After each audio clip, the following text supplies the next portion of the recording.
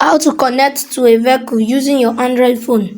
First, you tap on settings, then you swipe up till you see more connections. You tap on it.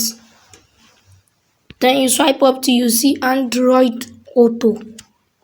Android Auto. You tap on it. There you will see connect a vehicle. You tap on it. Doing so, you will have to plug. Once you tap on it, you have to plug your phone into a vehicle using an auto compatible USB port.